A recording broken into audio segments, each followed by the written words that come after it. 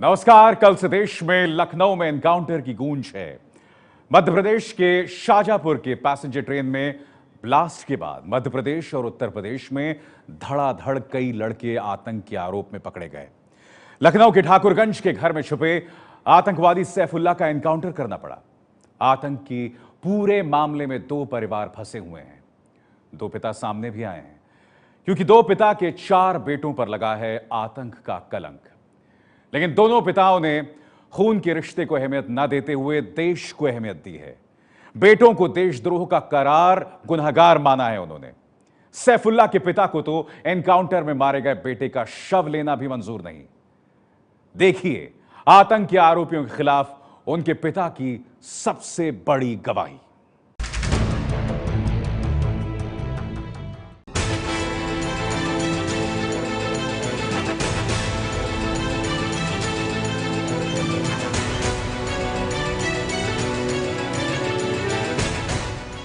मध्य प्रदेश के शाजापुर में ट्रेन धमाके के बाद लखनऊ में 11 घंटे तक एनकाउंटर हुआ।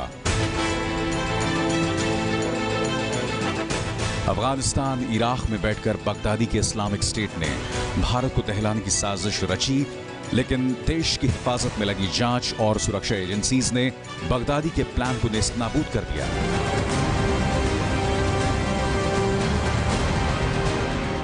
कैसे रची गई साजिश और कैसे आईएस ने भारत के लड़कों को बरगलाकर देश से गद्दारी और देशद्रोह के लिए तैयार कर दिया, इसकी पूरी कहानी बताएंगे आगे। लेकिन पहले आपको दो ऐसे पिता की कहानी दिखाने जा रहे हैं जिनके परिवारों पर लग गया है आतंक का कलंक, फिर वो देशभक्ति की कसम खा रहे हैं। उन बेटों को देशद्रोही करार दे रहे हैं जिन्होंने आतंक का रास्ता चुनकर देश और परिवार दोनों से गद्दारी की। इन दोनों पिता के बीच खुद खून का रिश्ता है। एक पिता है लखनऊ के ठाकुरगंज के इस मकान में 11 घंटे के एनकाउंटर के बाद मारे गए आतंकवादी सैफुल्लाह के पिता सरताज। जो देशद्रोही है वो हमारा बेटा नहीं हो सकता, और जो देशद्रोह का काम करेगा वो हमारा रिश्तेदार भी नहीं, बेटा भी नहीं, कोई भी हो। दूसरे पिता है नसीम। आतंक की साजिश रचने के आरोप में गिरफ्तार दानिश अख्तर, इमरान और फैसल के पिता नसीम खुद टीचर रहे हैं। वो ना तो हम ऐसे लोगों से जो देशद्रोही हो, हमारा कोई रिश्ता नहीं है। आईएस के भारत में पहले हमले के बाद जो 7 लोग शिकंजे में आए हैं, उनमें 4 के बीच तो खून का रिश्ता है। हम बात कर रहे हैं सैफुल्लाह, दानिश अख्तर, इमरान और फैसल की। सैफुल्लाह मर चुका है और दानिश अख्तर, इमरान और फैसल गिरफ्तार हुए हैं। दानिश अख्तर, इमरान और फैसल का ही चचेरा भाई है सैफुल्लाह। लखनऊ में एनकाउंटर में सैफुल्लाह मारा जा चुका है। 11 घंटे तक बंद मकान में आतंक का झंडा बुलंद रखने के लिए वो लड़ा, लेकिन उसकी लड़ाई गलत थी, लेकिन अंजाम सही हुआ। ये कहने वाले हैं खुद सैफुल्लाह के पिता सरताज। सैफुल्लाह के मारे जाने के बाद सुरक्षा एजेंसीज उसके परिवार को शव सौंपने को तैयार हैं, लेकिन जिस पिता ने बरसों तक अपने बेटे को पाला पोसा, उसी को अपने बेटे का शव मंजूर नहीं है, क्योंकि उसने किया है देशद्रोह का गुनाह। जो देशद्रोही है वो हमारा बेटा नहीं हो सकता। बहुत सीधी बात यह है, हम ये पसंद ही नहीं करते हैं।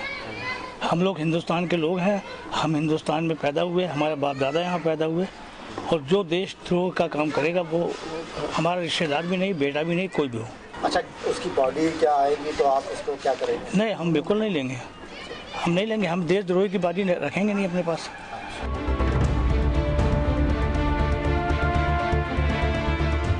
सैफुल्लाह कानपुर का रहने वाला था। सैफुल्लाह का परिवार से 2 महीने पहले झगड़ा हुआ था। उसके बाद वो ठाकुरगंज के इस मकान में किराए पर रह रहा था। परिवार को कहां भनक थी कि सैफुल्लाह किन गलत लोगों के चंगुल में फंस चुका है। उसकी करतूत तो उसके मरने के बाद ही सामने आई। काम नहीं करता था वो। काम ना करने की वजह से एक दिन मैंने उसको पिटाई कर दी और उसे बहुत डांटा। बस उस दिन से वो करीब 2.5 महीने पहले वो यहाँ से बगैर बताए हमको चले गए यहाँ से। और इतना कह गए ऐसा है कि हम लोग जा रहे हैं मुंबई, और मुंबई से जो है फिर हम लोग जो है अपना पासपोर्ट वीज़ा मिल जाएगा, अपना निकल जाएंगे सऊदीया। कल दोपहर 3:30 बजे से सैफुल्लाह ठाकुरगंज के इस मकान में बंद होकर सुरक्षा एजेंसी से लड़ता रहा, गोलियां बरसाता रहा। यूपी पुलिस और एटीएस ने सैफुल्लाह को जिंदगी बचाने का हर मौका दिया। पुलिस ने सैफुल्लाह से उसके भाई खालिद से बात कराई। जिस कमरे में हथियारों के साथ सैफुल्लाह छुपा हुआ था उसमें एक मोबाइल फोन भी फेंका। खालिद और सैफुल्लाह की बात भी हुई। खालिद ने रोते हुए भाई से सरेंडर करने को कहा, लेकिन सैफुल्लाह नहीं माना। उसने भाई से कहा, मैं सरेंडर करने के बजाय मरना पसंद करूंगा। सैफुल्लाह मौत को गले लगाने की ठान चुका था। वो तो मेरा भाई था और मतलब उसके लिए ऐसा हम सोच सकते हैं कि जो भी हुआ सही हुआ, और उसके साथ जो हुआ सही हुआ। हम तो इस बारे कहेंगे अगर, क्योंकि अगर उसने आईएस के इशारे पे किया तो बहुत सही किया है। पुलिस ने जो किया, पुलिस ने किया बहुत अच्छा किया, मैं उसकी सराहना करता हूँ। लेकिन पुलिस ने तो पहले कोशिश की थी कि जिंदा पकड़ा जाए। वो तो हमने भी अपनी कोशिश करी थी आप समझाने की फोन पे आंसर, मगर वो जब नहीं सुने तो आकर के कुछ ना कुछ तो हल निकलना ही था।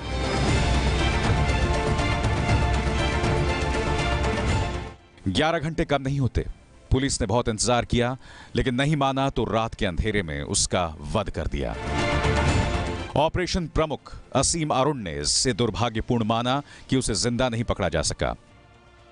पूरे टैक्टिक्स का प्रयोग करते हुए कोशिश की कि इस व्यक्ति यानी सैफुल्लाह को जीवित पकड़ा जाए, लेकिन ऐसा संभव नहीं हो पाया। प्रयास में हम लोगों ने chilli bombs, tear gas shells, इनका भरपूर प्रयोग किया, लेकिन तमाम प्रयास करने के बाद भी ये बाहर नहीं निकला। पिता के लिए बेटा बुढ़ापे की लाठी होता है, लेकिन सरताज का सहारा छिन चुका है। लेकिन सरताज के लिए देश बड़ा है। तो फिलहाल सैफुल्लाह के भाई हैं, इनका यही कहना है कि 2-2.5 महीने तक कुछ पता ही नहीं था कि आखिर सैफुल्लाह गया कहाँ। उससे पहले परिवार के साथ में रहता था, परिवार के साथ में उठना बैठना था, दोस्त यहाँ पर थे। एक एम्बिशन ये था कि दुबई में जाएंगे, सऊदी जाएंगे, वहाँ पर जाके नौकरी करेंगे। लेकिन अचानक 2.5 महीने में ऐसा क्या हुआ, परिवार को भी समझ में नहीं आ रहा है। परिवार के लिए भी एक बड़ा झटका, एक बड़ा सदमा, एक बड़ा दाग कह रहे हैं, क्योंकि अचानक उनके बीच का उनका भाई, उनके पास जानकारी आती है कि वो आतंकी गतिविधि में शामिल है, कथित आईएस से जुड़ा हुआ है, और उसके बाद में उसका एनकाउंटर हो गया। परिवार वाले यही कह रहे हैं कि अगर ये सही था तो उसका जो एनकाउंटर हुआ वो बिल्कुल सही था। आप हैरान हो जाएंगे कि इस नौजवान ने अपने आतंक का कितना सामान जमा किया हुआ था। तस्वीरें बता रही हैं उसकी कहानी। 8 ऑटोमेटिक पिस्टल्स, 650 जिंदा कारतूस, कारतूस के 50 से ज्यादा खोखे बरामद, भारी मात्रा में बम बनाने का सामान, आरडीएस विस्फोटक, 3 पासपोर्ट्स भी मिले। पिता सरताज अगर कह रहे हैं कि बेटा देशद्रोही है तो क्या गलत है? बेटे ने भी तो देश के खिलाफ जंग ही छेड़ रखी थी। नसीम की किस्मत सरताज से कुछ बेहतर इसलिए कही जाएगी क्योंकि इनके बेटों का एनकाउंटर नहीं हुआ। लेकिन सोचिए उस पिता के बारे में जिसके 3 बेटों पर लग गया है आतंक का कलंक। टीचर रहे नसीम ने ऐसे बेटों से सारे रिश्ते खत्म कर दिए हैं जिन्होंने देशद्रोह का गुनाह किया है।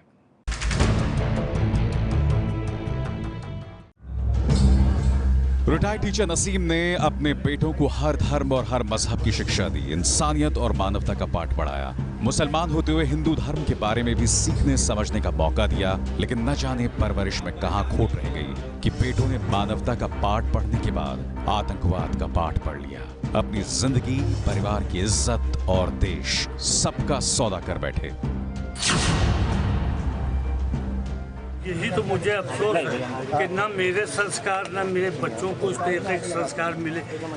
ये किस तरीके से पकड़ा समझ लिटरेचर वो हर तरीके का पढ़ते थे, हर तरीके का लिटरेचर पढ़ते थे। यहाँ तक कि हिंदू लिटरेचर भी पढ़ते थे, ईसाई लिटरेचर भी और मुस्लिम लिटरेचर भी पढ़ते थे। ये इनके अंदर।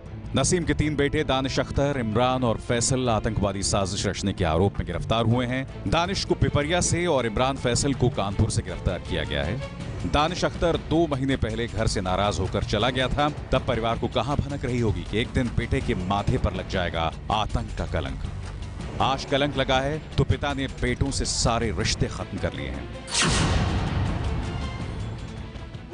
ना तो हम ऐसे लोगों से जो देशद्रोही हो, हमारा कोई रिश्ता नहीं। इसलिए कि हम देश से प्रेम करने वाले, हम जैसी हमारी संस्कार हैं हम वही इनको देना चाहते हैं। इसी वजह से हम लोग बाहर के रहने वाले थे। दानिश अख्तर, इमरान और फैसल का कनेक्शन कल मध्य प्रदेश के शाजापुर में उज्जैन पैसेंजर ट्रेन में ब्लास्ट से जुड़ा है। दानिश और उसके साथियों आतिश मुजफ्फर और सैयद मीर हुसैन उर्फ हमजा ने उज्जैन पैसेंजर ट्रेन में पाइप बॉम्ब रखा था। पाइप बॉम्ब रखने के बाद तीनों लखनऊ आने के लिए भागे थे, लेकिन पिपरिया में धर लिए गए। नहीं, उसकी भी गतिविधियां ऐसी नहीं थी, लेकिन हमने डांटा तो वो नाराज होकर यहाँ से चला गया। लखनऊ में कल मारा गया, वो आपका रिश्तेदार है? भतीजा होता है। पिपरिया में गिरफ्तारी के कुछ घंटों बाद कानपुर में मोहम्मद फैसल खान और मोहम्मद इमरान को कानपुर से गिरफ्तार किया गया। कानपुर के जाजमऊ में यही वो घर है जहां से फैसल और इमरान को एटीएस उठाकर ले गई। आईएस के कथित आतंकी सैफुल्लाह को पुलिस ने एनकाउंटर में मार गिराया, तो उसके चचेरे भाई दानिश, फैसल और इमरान को एटीएस ने फिलहाल हिरासत में ले लिया है। दानिश को मध्य प्रदेश से हिरासत में लिया गया, तो फैसल को उसके इस घर से, जो कि कानपुर में ही है। उसके भाई इमरान को उन्नाव से हिरासत में लिया गया है। इन तीनों को करीबन उसी वक्त पे हिरासत में लिया गया जिस दौरान एनकाउंटर चल रहा था। फिलहाल पुलिस अब ये पता लगाने में जुटी हुई है कि क्या इनका भी सैफुल्लाह से सीधे तौर पर कोई संबंध था, क्योंकि दानिश भी 2 महीने पहले ही घर से जा चुका था। सैफुल्लाह 2.5 महीने पहले गया था। तो फिलहाल पुलिस अब एक लिंक इस्टेब्लिश करने की कोशिश कर रही है कि कहीं ऐसा तो नहीं कि सैफुल्लाह के जो चचेरे भाई हैं जिनको फिलहाल हिरासत में लिया गया है, उनका भी आईएस से कोई लिंक रहा हो। इमरान की 5 साल पहले शादी हुई थी, उसके बच्चे भी हैं। फैसल की शादी नहीं हुई है। खाली इमरान की शादी हुई। फैसल की शादी नहीं हुई। बड़ा कौन है, फैसल की इमरान? इमरान बड़ा है। और जो दानिश है छोटा है, लेकिन पास पड़ोस में रहने वालों के नसीम के बेटों से मेलजोल नहीं था, लेकिन उन्होंने भी कहां सोचा होगा कि उनके पड़ोस में रहने वाला आईएस का आतंकवादी निकलेगा। हम लोग कभी उस मसाला पान लेने के लिए तो बेहतर ही जो है बातचीत होती थी और कोई बात नहीं जी। एक तो टेनरी में मतलब लगभग, और एक दुकान यहाँ भी करता था, और ये पढ़ता था अभी, उसके बाद थोड़ी दुकान खोल ली थी। पहले कोयले का काम करते थे। इटावा से फखर आलम और उसके बड़े भाई फैज की गिरफ्तारी हुई। फखर आलम पंजाब टेक्निकल यूनिवर्सिटी में बीटेक लास्ट ईयर का छात्र था। बड़ा भाई फैज आलम दिल्ली के मुखर्जी नगर में रहकर सिविल सर्विसेज की तैयारी कर रहा था। दोनों भाइयों की 8 बहनें हैं। एक बहन की शादी इसी महीने है। पिता इटावा के लखना में कपड़े का छोटा कारोबार करते हैं, जबकि बहनें घर में सिलाई कर घर का खर्च चलाती हैं। परिवार को लग रहा है कि दोनों को फंसाया गया है। मेरा सब कहना ये है कि ये कहीं किसी की मिस्टेक शरारत है। मेरा बच्चा निर्दोष है और ना इसके कोई चाल चलन में आज दिन तक कोई शिकायत नहीं, ना मेरे परिवार में किसी भी व्यक्ति की चाल चलन में कोई शिकायत। अगर कोई अधिकारी चाहे तो उसे जांच कर ले। जब कभी कोई संदिग्ध व्यक्ति से क्या हम लोग जो है इलायची तक नहीं खाते और ना इस विचारधारा के है। इसमें मेरे भाई की कोई गलतियां नहीं है, ये मुझे पूरा यकीन है। विश्वास के साथ मैं बात करती हूँ। सिर्फ हाँ, जो हमें फ़ोन पे पता चली है वो ये पता चली है कि वो पुलिस वाले जो क्राइम ब्रांच के जो लोग आए हैं ये कह के गए हैं यहाँ पे कोई प्रूफ नहीं है, कोई सबूत नहीं है, किसी की साजिश है। सैफुल्लाह तो मारा जा चुका है, लेकिन अब सुरक्षा और जांच एजेंसीज की जिम्मेदारी ये है कि वो आईएस के बाकी लड़कों का गुनाह साबित करें और उनको मुनासिब सजा दिलाएं। पिता ने तो अपने बेटों को गुनहगार ही मान लिया है।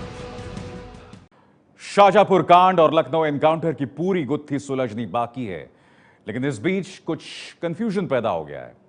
कल तक यूपी पुलिस जिसे आईएस के खुरासान नेटवर्क का हिस्सा मान रही थी, उसे यूपी पुलिस ने आज एक स्वयंभू आतंकवादी कह डाला। सैफुल्लाह खुद आतंकवादी बना या आईएस ने उसे अपने जाल में फंसाया, इस बात को लेकर एक असमंजस पैदा हो गया है। इस मैप को देख रहे हैं आप, इस पर लिखा है खुरासन। इसी खुरासन मैप का ये वाला हिस्सा है भारत का। खुरासन इस्लामिक स्टेट के बगदादी के विश्व विजय प्लान का नाम है। जनवरी 2015 में आईएस ने खुरासन के जरिए 2020 तक यानी सिर्फ अगले 3 साल में दुनिया में आतंक का राज करने का प्लान बनाया था। भारत, पाकिस्तान, अफगानिस्तान को मिलाकर आईएस ने खुरासन की खुराफात रची। आईएस की मैगजीन दाबिक के मुताबिक दुनिया को अलग अलग नामों से बांटा गया है और खुरासन उस हिस्से का नाम है जिसमें भारत और पाकिस्तान भी शामिल है और इसका हेडक्वार्टर है अफगानिस्तान। खुरासन का ऐलान करते हुए 29 जनवरी 2015 को आईएस प्रवक्ता अबू मोहम्मद अल अदनानी ने पूर्व तहरीके तालिबान के कमांडर हाफिज सईद खान को खुरासन का गवर्नर नियुक्त किया था। जो संदिग्ध सैफुल्लाह लखनऊ के ठाकुरगंज में मारा गया है वो आईएस के आतंकी प्लान खुरासन का ही हिस्सा था। एबीपी न्यूज के पास आईएस के खुरासन के यूपी नेटवर्क की डिटेल मिली है। यूपी के डीजी ऑफिस की कल की प्रेस रिलीज में तो साफ साफ यही लिखा था, लेकिन एडीजी लॉ एंड ऑर्डर ने कह दिया कि आईएस जैसे किसी संगठन से जुड़े होने के सबूत नहीं है। सैफुल्लाह खुद ही कट्टरपंथ से प्रभावित था। आज के युग में आईसिस से कई लोग सेल्फ रेडिकलाइज हो जाते हैं। कोई भी ऐसा हमारे पास प्रमाण नहीं है कि हम कहें कि ये किसी से संबंधित थे, परंतु आज के टाइम में वेबसाइट्स के दौरान के माध्यम से, सोशल मीडिया के माध्यम से ये लोग अपने आप को लगातार, कुछ लोग, कोई भी यूथ हो सकता है इसमें, ये लगातार उस मटेरियल को, लिटरेचर को पढ़ते हैं और पढ़ने के बाद उसी मेन स्ट्रीम में, उसी धारा में बहने लगते हैं और उसके प्रभाव में आ जाते हैं। ISIS खुरासान मॉड्यूल के नाम से ये खुद ही अपने आप को पहचान वो बनाना चाह रहे थे, खुद अपनी पहचान बनाना चाह रहे थे। मैंने शुरू में जो शब्द कहा कि वो सेल्फ प्रोक्लेम्ड ये एक मॉड्यूल है। मध्य प्रदेश के सीएम शिवराज सिंह चौहान ने भी एबीपी न्यूज से बात करते हुए कहा था कि जो सबूत मिले हैं उससे लगता है कि शाहजहांपुर में हमला करने वाले आईएस से जुड़े हुए थे। वहां से जो सामग्रियां प्राप्त हुई है उससे भी ये प्रकट होता है कि आतंकी IS से जुड़े हुए थे और पूछताछ में भी ये प्रकट हुआ कि लखनऊ से चले थे। लखनऊ से चल के भोपाल आके ये घटना करके ये फिर पिपरिया होते हुए इलाहाबाद से फिर लखनऊ की तरफ जाना चाहते थे। जो सामग्री बरामद हुई है उसमें भी IS की पुष्टि होती है। सोशल मीडिया से उन्होंने अपने हैंडलर को फोटो अपलोड करके ये दिखाया कि हमने ये काम कर दिया है। चर्चा सैफुल्लाह की हो रही है, लेकिन वो खुरासन के यूपी नेटवर्क का प्रमुख नहीं था। मुखिया है GM खान, जो कानपुर का रहने वाला है। एयरफोर्स में काम कर चुका है, लेकिन अभी तक पकड़ में नहीं आया है। यूपी खुरासन के लिए काम करने वालों की संख्या 13 बताई जा रही है। यूपी पुलिस ने आईएस के खुरासन के 7 सदस्यों के बारे में जानकारी दी है। आतिश मुजफ्फर को ही मास्टरमाइंड माना जा रहा है भारत में खुरासन का। सैयद मीर हुसैन उर्फ हमजा अलीगढ़ का रहने वाला है। हमजा कानपुर का रहने वाला सैफुल्लाह मारा जा चुका है। दानिश अख्तर और उसका भाई फैसल गिरफ्तार हो चुके हैं। आईएस में साजिश के सुराग पहले मिलते रहे हैं, लेकिन आईएस ने पहला हमला अंजाम दिया मध्य प्रदेश के शाहजहांपुर में, उज्जैन पैसेंजर ट्रेन में। लेकिन जिस तरह का हमला हुआ वो आईएस के हमले के स्टाइल का हिस्सा नहीं है। सोचिए, जब ट्रेन में ब्लास्ट की खबर आई तब यह अंदाजा लगा था कि ट्रेन में मोबाइल चार्जर फटा होगा। सवाल यह है कि शाहजहांपुर में जो हुआ वो किसी बड़ी वारदात का रिहर्सल था। ये शक इसलिए गहराया है क्योंकि ठाकुरगंज में सैफुल्लाह के घर से जो सामान मिला है वो बड़ी साजिश की तैयारी की तरफ इशारा कर रहा है। हालांकि यूपी पुलिस के एडीजी दलजीत चौधरी ने कहा है कि छोटे छोटे धमाके की तैयारी थी। इसी की सोच के कारण, इसी इन्फ्लुएंस में इनके द्वारा ये सब कार्य करने का विचार किया गया और इसको धीरे धीरे इन लोगों ने कार्य करना शुरू किया। लगातार इन लोगों ने छोटी छोटी घटनाओं करने का प्रयास किया, लो इंटेंसिटी बॉम्ब्स लगाने का भी प्रयास किया, लेकिन किसी में ये सफल नहीं हो पाए। सैफुल्लाह जैसे लड़के को आईएस ने आतंकी बनाया हो या नहीं, वो खुद आतंक की राह पर चला हो या नहीं, लेकिन देश के लिए चिंता की बात यह है कि आईएस ने नौजवानों को आतंक का रास्ता दिखाया है और इंटरनेट से उनको आतंक की ट्रेनिंग दे रहा है।